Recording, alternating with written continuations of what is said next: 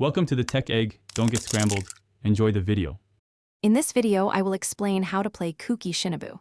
She is a versatile 4-star electro character, excelling as both a healer and an off-field electro applicator. Her elemental skill, Sanctifying Ring, creates a field that continuously heals your active character and applies electro to nearby enemies. This skill consumes 30% of her current HP, but will not drop her below 20%. Her elemental burst deals area electro damage, scaling with her maximum HP. For artifacts, your choice depends on her role. For Hyperbloom teams, a 4-piece Flower of Paradise Lost or Gilded Dreams set is ideal, boosting elemental mastery.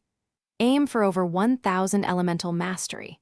If you need more healing and team buffs, a 4-piece Tenacity of the Millilith set is excellent, increasing her HP and providing a 20% attack buff to allies when her skill hits. Prioritize HP percentage and healing bonus for this build. When choosing weapons, several swords suit Kuki Shinobu well. Freedom Sworn is a premium option, offering elemental mastery and a valuable team-wide attack buff.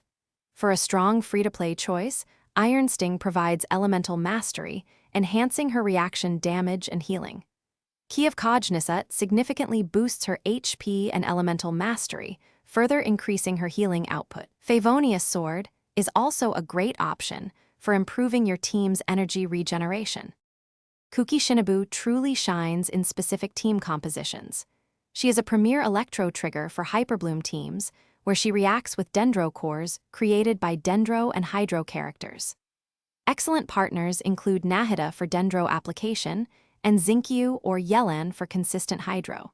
She also performs well in electro-charged teams with other Hydro characters or in aggravate compositions. Her consistent off-field electro application and healing make her a valuable asset.